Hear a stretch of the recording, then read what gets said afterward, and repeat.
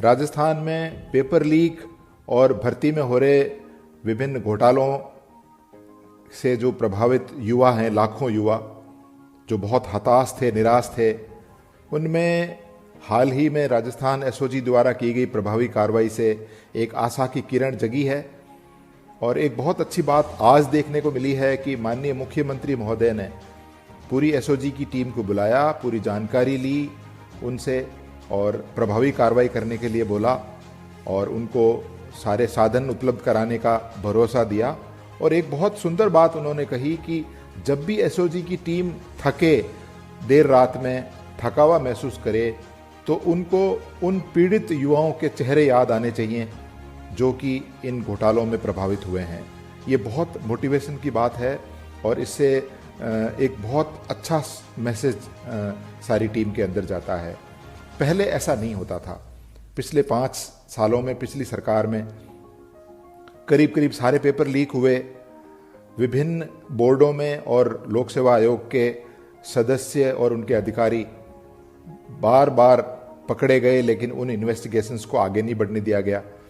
एक राज्य मंत्री का दर्जा प्राप्त व्यक्ति 18 लाख रुपए की रिश्वतखोरी में पकड़ा गया, जिसके मोबाइल में सदस्यों से हो रही चैटिंग, जो संदिग्ध चैटिंग, जिससे कि भर्ती में घपले का एक सुराग मिल सकता था, वो मिला। और तो और उसकी मोबाइल में ओएमआर सीट तक मिली, लेकिन उन इन्वेस्टिगेशंस को आगे नहीं होने दिया।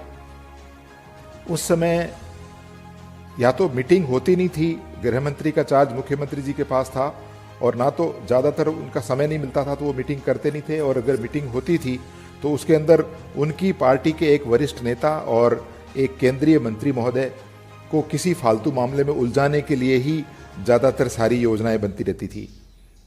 कभी कोई सीरियस बात नहीं हुई कि किस तरह से हम युवाओं के साथ हो रहे कुठाराघात को रोक सकते हैं।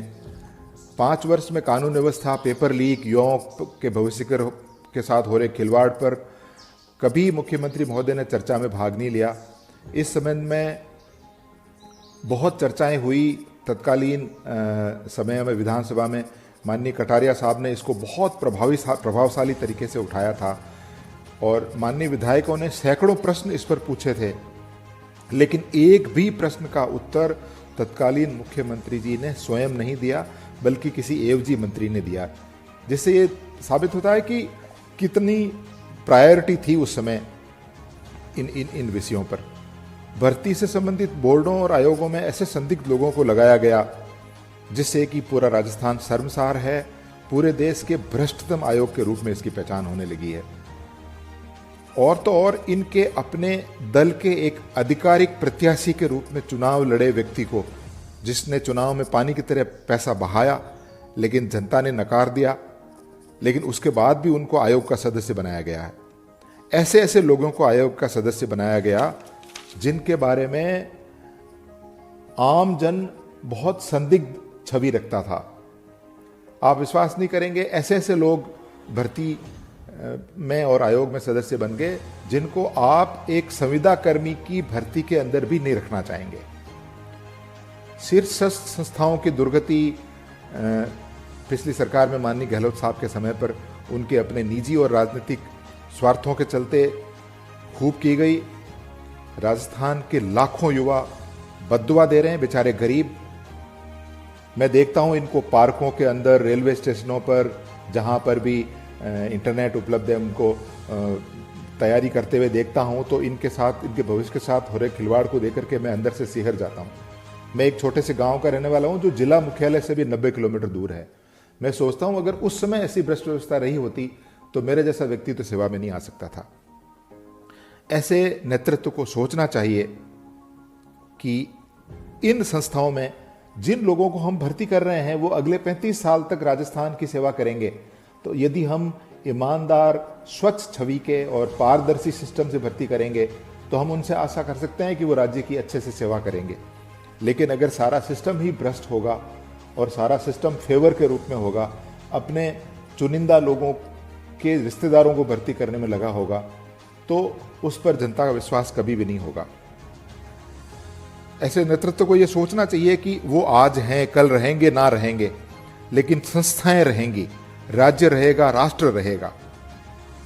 और उनमें याद किया जाएगा कि कब कैसी साफ व्यवस्था थी या दूषित व्यवस्था थी।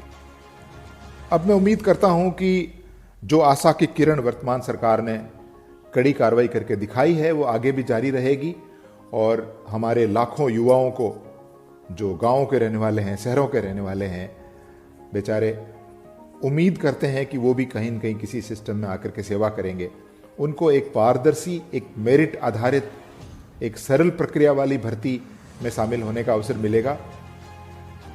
हमारे अधिकारी और उनकी टीम बहुत सक्षम है।